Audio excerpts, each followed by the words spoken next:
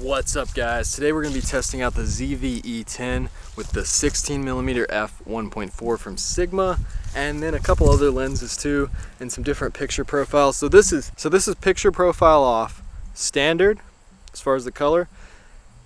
We've got -1 on the sharpness, -1 on the contrast, and so this is picture profile off, and then it's standard. Then we've got -1 on the saturation. We've got -3 on the contrast and the sharpening. So from me looking at the screen, it looks pretty natural. The colors look pretty good. Again, this is the Sigma16 and the ZV-E10. So now we've got picture profile off and we've got it on standard, and all the settings are set at 0. So I want to compare this. I'm sure there's a little more saturation. I don't know if it looks more natural or if it looks worse. So I've got the picture profile off right now. We're on the Sigma16mm, and I've got it in portrait as far as the style, and then we've got the saturation turned down a little bit. So I'm kind of wondering if this is going to look better or worse, more realistic as far as the colors. Am I going to look more pale, or yeah, is this going to look more like my A7C, more natural? The sky looks pretty good.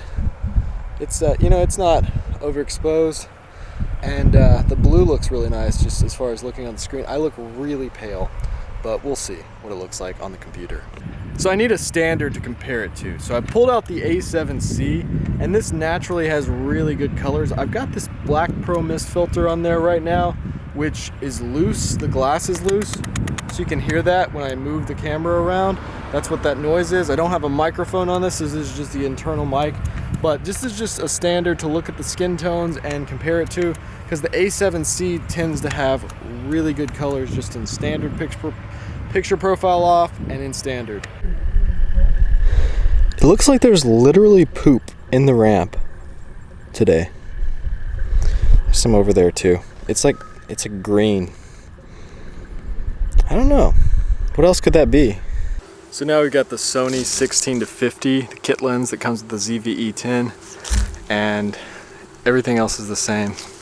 It's at 3.5 because that's the lowest it goes down to, and then we're going to zoom all the way in to 50. Now it is at 5.6, and everything is too dark. Let's bring that shutter speed down a little bit.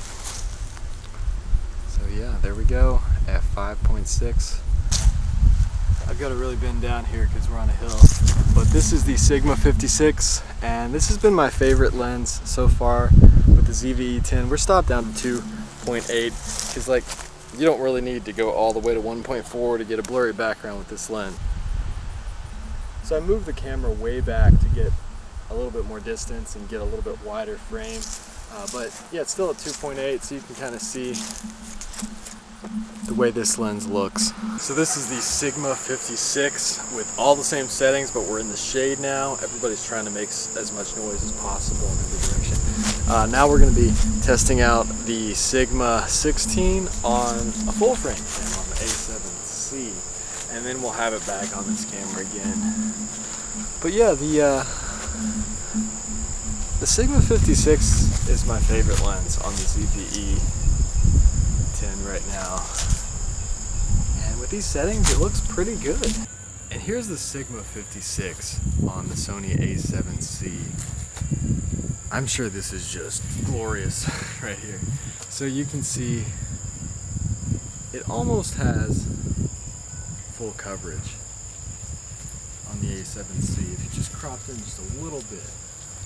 But I mean, the colors and everything, I'm sure that this probably looks better than anything else in this video. I actually don't like the Sigma 16mm on crop sensor cameras like the ZV-E10. I liked it on the A7C, the colors looked good, but for some reason the 56 looks really good on the ZV-E10, and that's my favorite lens, but the 16 always makes me look yellow, makes my beard look too dark. Everything's just too dark on it, and why? I'm doing all the same settings on all these lenses. Every time I put the 16mm on here, I look kind of like cinematic and color graded when I'm trying to look just like normal, like white hat, like normal skin tones. Like I'm not that dark. it always makes me look kind of yellow and tan and like I have jaundice. But the 56 doesn't do that. So I'm not sure. But that is the Sigma16 on the ZV-E10. So now we've got the Rokinon 35mm f1.8, and it's a little overexposed. We might have to darken this a little bit. There we go. And I've got a black Pro Mist filter on this camera too, so that's going to be softening. I'm so tempted to turn this hat around because the sun is so bright, but I have to get my skin tones in just the direct sunlight, and then I'll compare them to the skin tones in the shade and stuff like that. But I've got a black Pro Mist filter, 1/4 on the 35 1.8 from Rokinon, and now we're at f2.8. So that is what the skin tones look like. So that's what the skin tones look like on this lens. This lens tends to be a little less saturated, a little lighter than some of the Sigma lenses.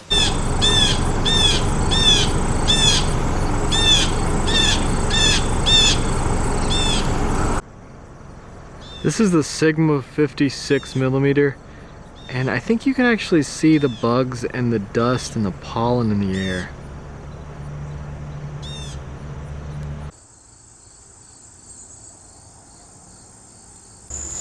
So here's the Sigma16 on the A7C. You can see there's some darkness in the corners, but it almost has full frame coverage. So does this 56. I mean, these lenses are great. You go in crop mode and you can still use it on there.